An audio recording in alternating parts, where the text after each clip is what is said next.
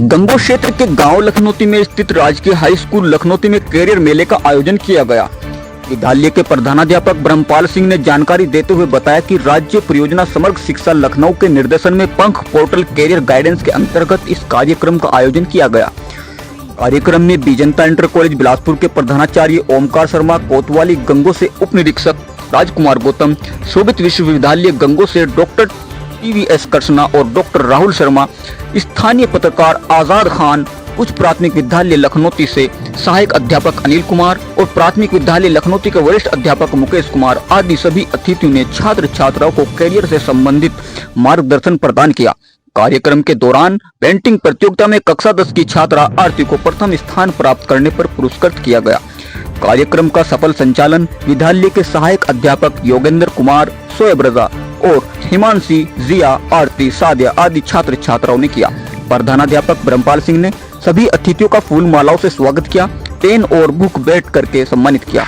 अंत में धन्यवाद देते हुए कार्यक्रम का समापन किया। हमारे राजकीय हाई स्कूल लखनौती के आदरणीय प्रधानाध्यापक महोदय श्री ब्रह्मपाल जी, मंच पर उपस्थित सभी अतिथिगण और गुरुजन और गंगो थाना से उप निरीक्षक श्री राजकुमार गौतम जी और आज के इस प्रोग्राम में उपस्थित सभी छात्र छात्राएं, आप सभी को मेरा सादर नमस्कार, आदाब और सत श्री अकाल। सबसे पहले तो मैं आदरणीय प्रधानाध्यापक महोदय और इस कार्यक्रम को मैनेजमेंट कर रही पूरी टीम को दिल की गहराइयों से शुक्रिया अदा करना चाहूंगा कि उन्होंने प्रोग्राम में आमंत्रित किया और मंच पर बोलने का मौका दिया और इस प्रोग्राम में बहुत अच्छा मैनेजमेंट किया, उसकी शुभकामना भी देना चाहूंगा। क्योंकि ये प्रोग्राम कैरियर गाइडेंस के उद्देश्य से आयोजित किया गया है, इसलिए मैं अपनी शिक्षा से लेकर करियर तक के सफर पर मुख्तसर लफ्जों में रोशनी डालना चाहूंगा। मेरा नाम आजाद खान है। मेरी प्रारंभिक शिक्षा हमारे इसी गांव लखनौती के सरकारी स्कूलों से हुई। उसके बाद मैंने हिंदू राष्ट्रीय इंटर कॉलेज गंगो से हाई स्कूल और इंटर की परीक्षा पास की। उसके बाद चौधरी चरण सिंह यूनिवर्सिटी मेरठ से मास मीडिया सब्जेक्ट के साथ ग्रेजुएशन और पोस्ट ग्रेजुएशन की डिग्री हासिल की और कई वर्षों से मैं एक नेशनल अखबार और स्थानीय पत्रिका के साथ जुड़कर अपने गांव और अपने क्षेत्र की पत्रकारिता के क्षेत्र में सेवा कर रहा हूं और क्षेत्र और गांव का भी मुझे पूरा प्रेम भाव मिल रहा है। और वर्तमान में मैं शोभित यूनिवर्सिटी गंगो से लॉ का छात्र हूं। यहाँ पर हाई स्कूल के छात्र छात्राएं उपस्थित हैं। अब तक का जो मेरा अनुभव हाई स्कूल को लेकर रहा है वह यही है कि आप कितनी भी बड़ी शिक्षा हासिल कर लें, कितनी भी बड़ी डिग्री हासिल कर लें, परंतु जब भी आप कहीं पर इसी उद्देश्य से अपने शैक्षणिक प्रमाण पत्रों को रखेंगे, आपके हाई स्कूल और इंटर के मार्क्स आपको हमेशा प्रभावित करते रहेंगे। इस प्रकार हम कह सकते हैं हाई स्कूल और इंटर आपकी शैक्षणिक जीवन का आधार है। क्योंकि अगर आप एक यूनिवर्सिटी में एडमिशन भी लेने जाते हैं तो वहां भी आपके हाई स्कूल और इंटर के मार्क्स की देखकर आपको एडमिशन दिया जाएगा। मेरे कहने का मकसद सिर्फ यही है, आप अपने शिक्षा के आधार को मजबूत बनाएं, कड़ी मेहनत और लगन से अच्छे मार्क्स अर्जित करें। सिर्फ 33 नंबर पर पास होने के लिए मत पढ़ें, अच्छे से अच्छे मार्क्स अर्जित करके कड़ी मेहनत करके अपने जीवन में सफल रहें। और हमारे पास तो बहुत सारी सुख सुविधाएं उपलब्ध हैं। हमारे पास बहुत से उदाहरण ऐसे हैं जिनके पास सुविधाओं का अभाव था लेकिन फिर भी वे अमर हो गए। और सबसे बड़ा उदाहरण तो हमारे सामने बाबा साहब डॉक्टर भीमराव अम्बेडकर जी हैं। विपरीत परिस्थितियों के बाद भी उन्होंने दृढ़ संकल्प के साथ परिश्रम किया। आज उनको संविधान के निर्माता ही नहीं बल्कि शिक्षा के प्रतीक के रूप में भी जाना जाता है। डॉक्टर APJ अब्दुल कलाम आजाद बहुत निर्धन परिवार से थे। एक प्रारंभिक शिक्षा उनकी एक मदरसे से हुई। अखबार बेचकर पढ़ाई करते थे। आज उनको विश्व में मिसाइल मैन के नाम से जाना जाता है और हमारे देश के राष्ट्रपति भी बने। मेरे कहने का मकसद यही है, सिर्फ आप अपने शिक्षा के आधार को मजबूत करके आगे की शिक्षा को सफल बना सकते हैं।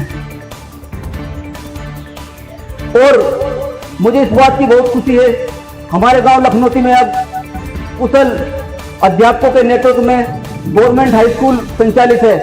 जब हमने हाई स्कूल और इंटर किया उस वक्त यहाँ पर कोई गवर्नमेंट हाई स्कूल नहीं था।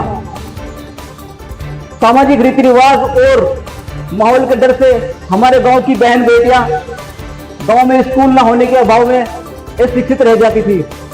लेकिन अब मुझे अपने गांव का शिक्षा के क्षेत्र में भविष्य उज्जवल लगता है। अपनी बात को आगे न बढ़ाते हुए एक शेर के साथ अपनी वाणी को विराम दूंगा।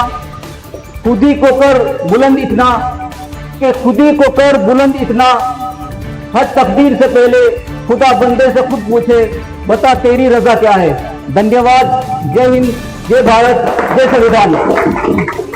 पता रहता है कि क्या बनना क्या नहीं, लेकिन हाई स्कूल और इंटर करने के बाद में बच्चे को अपना एक निश्चित निशाना बना लेना चाहिए, मुझे डॉक्टर बनना है या पुलिस बनना है या इंजीनियर बनना है।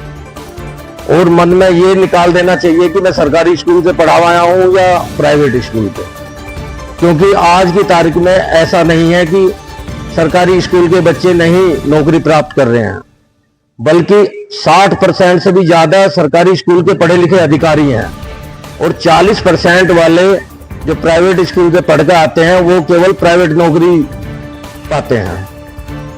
इसीलिए मेरा आपसे सभी से निवेदन यही है कि एक अहम बना लेना चाहिए। अगर हमें पुलिस में ही भर्ती होना चाहें तो पुलिस के लिए, कांस्टेबल के लिए इंटर, सब इंस्पेक्टर के लिए ग्रेजुएशन। और मैं एक टीचर बनना चाहती हूँ जिसकी प्रेरणा मुझे मेरे शिक्षकों से मिली है। उन्होंने ही मुझे जैसे पढ़ाया है, मैं भी ऐसे ही चाहती हूँ कि मैं भी अपने देश का जो भविष्य है उसको, जो बच्चे हैं उन्हें पढ़ाऊँ अच्छे से, जैसे मेरे शिक्षक मुझे पढ़ाते हैं।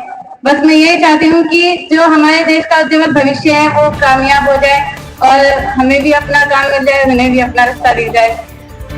बस एक बात है जो मैं सभी को बताना चाह रही हूँ, बस अपने शब्दों में मैंने लिखी थी कि यह दुनिया बहुत ही अजीब है। यहाँ अनेक तरह के लोग रहते हैं और सबके विचार और भावनाएं जो हैं वो बहुत ही अलग अलग है।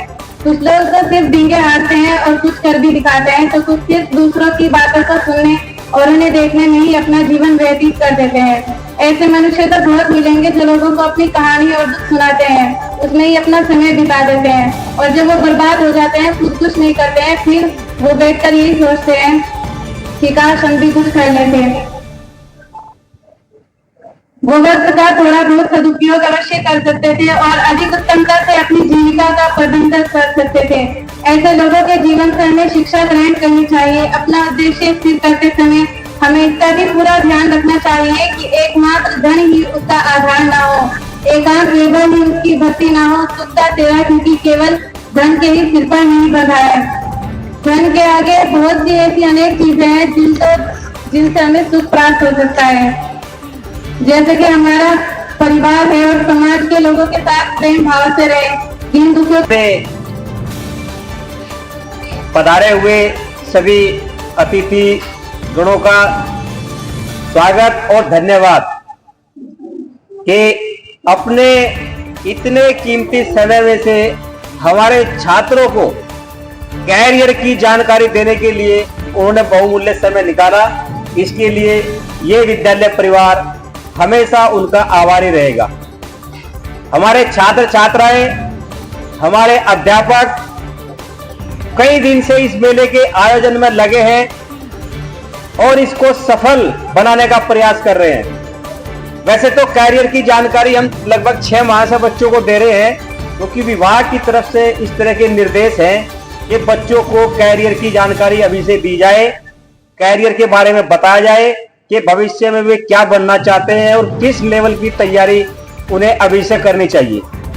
बराबर हम कक्षा में भी जानकारी देते रहते हैं सहारनपुर में भी एक जनपदीय आयोजन था, वहां पर भी हमारे यहाँ से 3 छात्राएं गई थी, प्रतिभाग किया था सर के साथ। अच्छा बच्चों ने प्रदर्शन किया हमारे वहां पर। ये 4 दिन से बच्चे हम देख रहे हैं, हमारे कई छात्राएं छात्र अंदर भी, ये जो सारी सर ये जो बनाई है सारी तैयारियां जो है हमारी छात्राओं ने और छात्रों ने मिलकर किया है। इसमें से बाजार से या वैसे रेडीमेड खरीदा कुछ नहीं है, सब कुछ बच्चों ने तैयार किया है ये।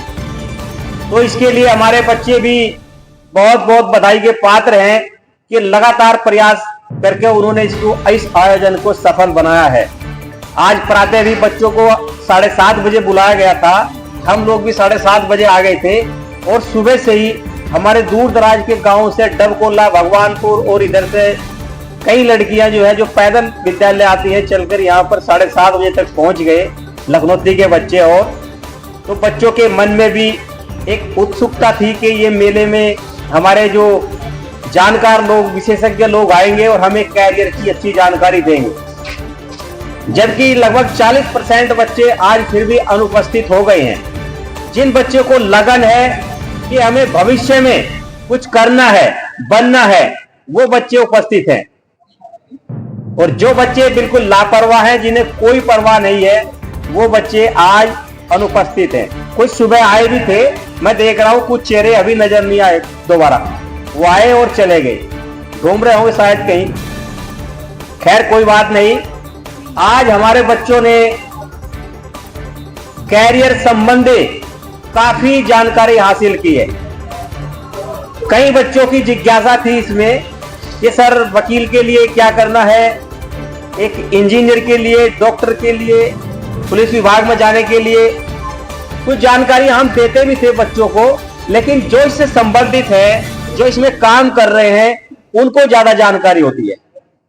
इसीलिए विभाग की तरफ से इसे निर्देश थे कि एक मेले का आयोजन किया जाए और उसमें अन्य विभागों से संबंधित व्यक्तियों को बुलाकर बच्चों से कैरियर संबंधी जानकारी दी जाए। उसी का आयोजन किया गया है। हमारा आयोजन सुबह से चल रहा है, काफी सफल भी रहा है, बच्चों ने बहुत जानकारी हासिल की है और हम आशा ही करते हैं आप लोगों से, आशा विश्वास भी है हमें कि हमारे बच्चे जो उनकी इच्छा है उसमें वो खरे उतरेंगे, वो एक उच्च स्तर की तैयारी करेंगे। कक्षा 9 से ही तुम्हारा जो है उद्देश्य, जो भविष्य में बनना है, वो एक तय हो जाना चाहिए। उसी हिसाब से तुम अपनी तैयारी करके चलोगे। ये बताया जा रहा है तुम लोगों को। कक्षा 9-10 तक लगभग सब्जेक्ट सेम है, मैथ होम साइंस को छोड़कर, लेकिन कक्षा 11 से तुम्हें जो है अपने उसी सब्जेक्ट का चयन करना है जिस क्षेत्र में आप काम करना चाहते हैं। डॉक्टर्स के लिए बायोलॉजी, बैंकिंग के लिए कॉमर्स और इंजीनियरिंग के लिए पीसीएम, फिजिक्स, केमिस्ट्री, मैथ। इसके आगे की तैयारी फिर आप 12 के बाद ऐसी ग्रेजुएशन, पोस्ट ग्रेजुएशन उसमें करते चले जाएंगे। तो आज का ये मेला हमारा सफल रहा है बच्चों, और मैं पुनः हमारे बीच आए हुए अतिथियों का स्वागत करता हूं और धन्यवाद करता हूं कि अपना कीमती समय उन्होंने हमारे नन्हे मुन्ने बच्चों को लिए दिया। धन्यवाद। मैं वकील बनना चाहती हूँ ताकि गरीब लोगों को इंसाफ दिला सकूं।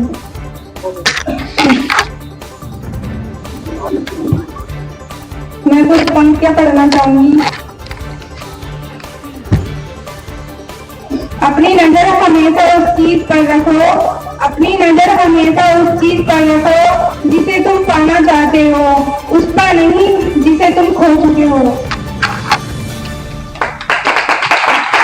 मैथ ले लिया, अब हमने भी वो बायोलॉजी ले ली या मैथ ले लिया, भाई इसने लिया मैं भी ले लूं। ये पंख पोर्टल इसलिए बनाया गया है, बच्चों उसमें लाखों की संख्या में सब जैसे बच्चे चुनते हैं, लाखों की संख्या में बच्चों ने अभी जो नया स्टेटस है उसको चूज किया है, मतलब देखा हो प्रोग्राम लाखों बच्चों ने, और 6 लाख बच्चे ऐसे हैं जिससे अब तक लाभान्वित हो चुके हैं। अब उस पर सारे सब्जेक्ट हैं। सपोज करो आप उस पर बायोलॉजी है, बायोलॉजी से हम कितने डिपार्टमेंट में जा सकते हैं, बायोलॉजी से हम क्या क्या कर सकते हैं, बायोलॉजी से हमारा करियर कैसे बन सकता है, वो सब डिटेल्स उसमें दी हुई है। मैथ से कहाँ हम क्या क्या कर सकते हैं, हिंदी से क्या क्या कर सकते हैं, यानी कि उसमें सब्जेक्ट भी पूछे जाएंगे और आपकी इच्छा भी पूछी जाएगी। उसमें एक ऑप्शन होता है कि आपका मूड किस ओर जाने का है, वो सब बातें उसमें हैं। जब आप उस बच्चा अपने पोर्टल देखा है, वो नहीं देखा, वो 9 से 12 तक के बच्चों के लिए पोर्टल है, वो पंख पोर्टल उसका नाम है। उसमें हजारों प्रकार के कैरियर उसमें हैं, छोटे से छोटा और बड़े से बड़ा।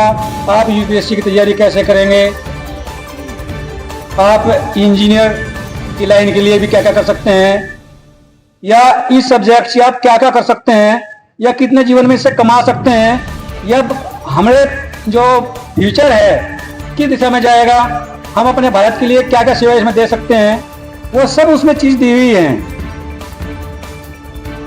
अगर आप उसको देखेंगे और उसमें आपका जो रजिस्ट्रेशन नंबर होता है ना, बच्चों मिला होगा रजिस्ट्रेशन नंबर, वो आपकी आईडी होगी उसमें।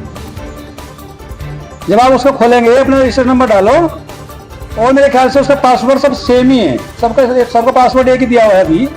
तो आप उसमें 1 2 3 4 पासवर्ड डालेंगे, अपना रजिस्ट्रेशन नंबर डालेंगे तो ओपन हो जाएगा वो, उसमें आप सब देख सकते हैं।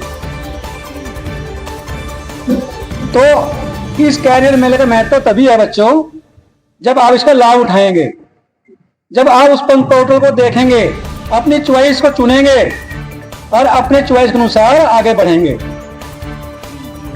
कुछ बच्चों के माइंड में एक प्रश्न रहता है कि हम जब हमने बायोलॉजी ले ली या साइंस साइड ले ली और इन फ्यूचर में किसी फील्ड में जाते हैं, वहाँ आर्ट की सब्जेक्ट की जरूरत होती है, वो कैसा होगा, या हमने 11वीं में आर्ट साइड ले ली, इंटर में आर्ट साइड होगी, तो फिर हम बाद में बीएससी कैसे करेंगे या मेडिकल लाइन में कैसे जाएंगे वगैरह वगैरह।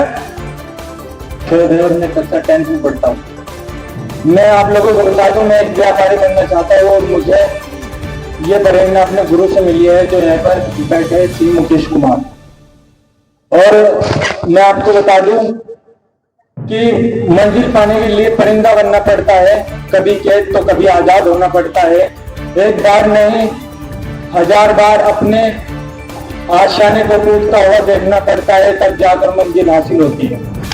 हाँ, मैं धरती पर रहता हूँ लेकिन उड़ा आसमान में भरूंगा, लोग ख्वाहिश करें मेरे जैसे बनने की, एक दिन में ऐसा काबिल इंसान बनूंगा।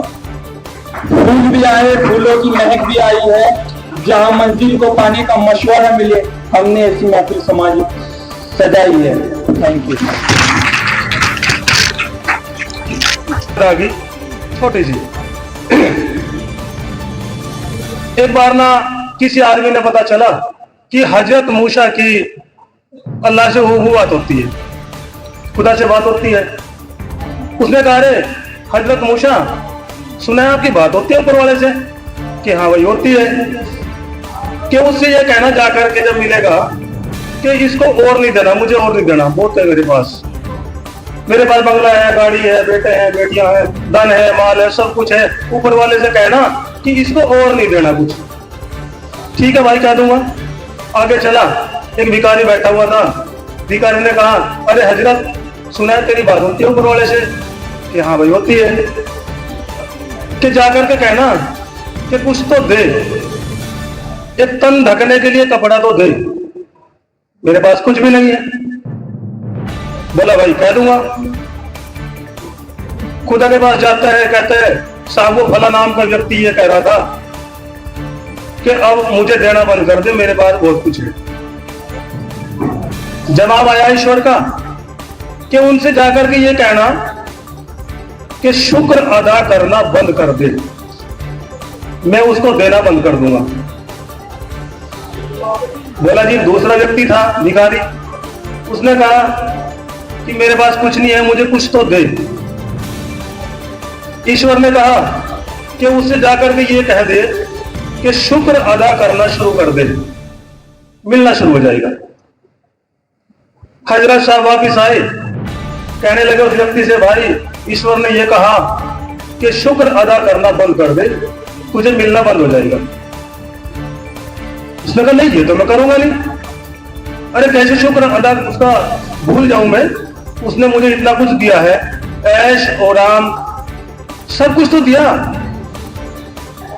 उसका शुक्र कैसे भूल जाऊं? ये तो मैं भाई नहीं करूंगा काम, शुक्र तो मुझे अदा करना पड़ेगा। उसने कहा जब शुक्र अदा करता रहेगा तुझे मिलता रहेगा। भिखारी के पास गए, बोले भाई क्या उत्तर आया?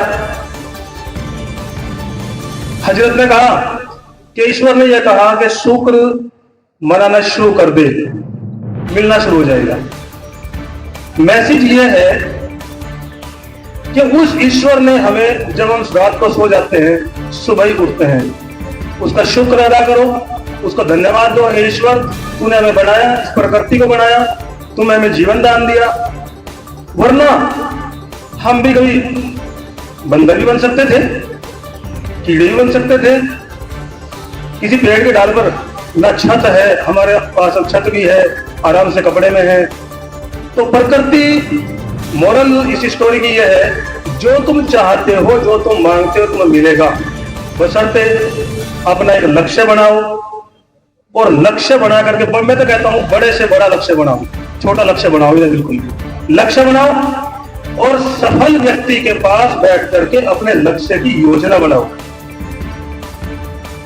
और उस योजना, जब योजना बन गई, लक्ष्य बना लिया, योजना बन गई, और फिर उस योजना पर कार्य करो। योजना पर अगर कार्य, मैं क्लास 10 की स्टूडेंट हूँ। मैं एक आर्टिस्ट बनना चाहती हूँ। मुझे आर्टिस्ट बनने की प्रेरणा, हमारे बीच प्राथमिक विद्यालय के अध्यापक, वरिष्ठ अध्यापक मुकेश जी पधार रहे हैं, उनका स्वागत करते हैं। मैं उनका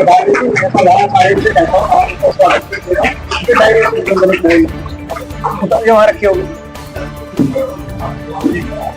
बस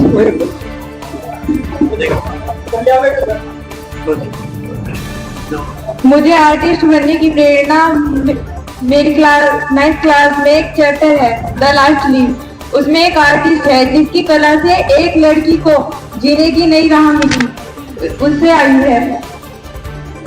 कोई भी लक्ष्य बड़ा छोटा नहीं होता।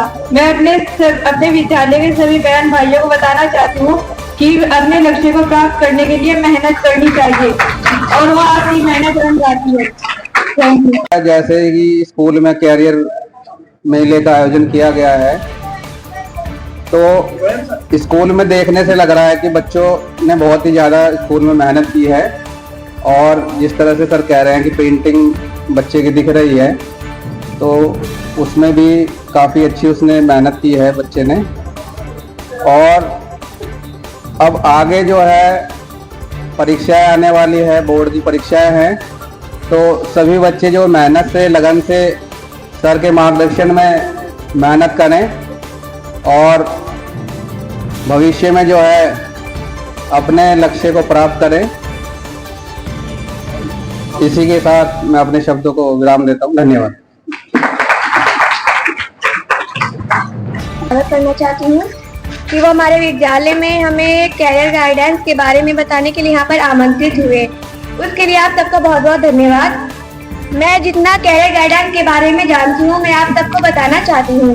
कैरियर गाइडेंस से हमें बहुत सारे फायदे हैं और हमें ये भी पता चलता है कि हमारे लिए क्या सही चुनाव है और क्या गलत। इससे हमें ये पता चल जाता है कि हमारे लिए, हमारे जीवन में, हमारे कैरियर में क्या हमारे लिए सही चुनाव है, हम क्या बन सकते हैं और क्या नहीं। उन्होंने हमें जो कैरियर गाइडेंस, मैं अपने टीचर का भी बहुत बहुत धन्यवाद करना चाहती हूँ कि उन्होंने हमें मौका दिया कि हम कैरियर गाइडेंस के बारे में जान सके। किसी को अगर हम इसमें से, हम सब में से अगर किसी को पुलिस, इंजीनियर आदि कुछ भी बनना है तो वो इसमें आपको कैरियर गाइडेंस आपको इसमें मदद करता है। जिससे मेरा सपना ये है कि मैं IPS ऑफिसर बनूं, जिससे मैं अपने देश का, अपने टीचर्स का और अपने पेरेंट्स का नाम रोशन कर सकूं। धन्यवाद। जय हिंद, जय भारत। होना जरूरी है कि आप जो बनना चाहते हैं उसमें आप उस मुकाम को कैसे हासिल कर सकते हैं। इसके लिए आपको कुछ चीज़ों का ध्यान रखना बहुत ज़रूरी है कि आप जब अपना 12th करते हैं उसके बाद आपको उस लाइन में कैसे आपको प्रवेश करना है, कैसे अपने करियर की शुरुआत करनी है, उसके लिए आपको कड़ी मेहनत करनी पड़ेगी, है ना।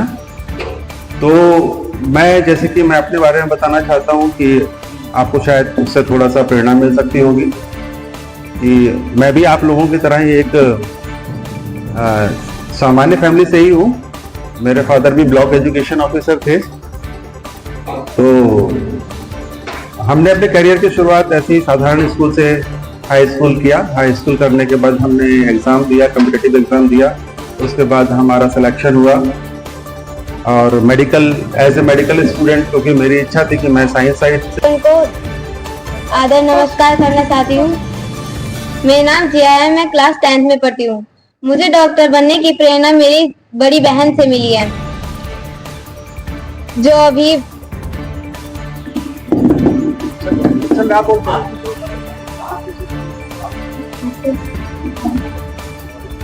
मैं अपने भविष्य में एक सफल डॉक्टर बनना चाहती हूँ और जब तक मैं ये काबिल डॉक्टर ना बन जाऊँ तब तक मैं अपनी मेहनत और हौसले के साथ अपने मार्ग पर चलती रहूंगी।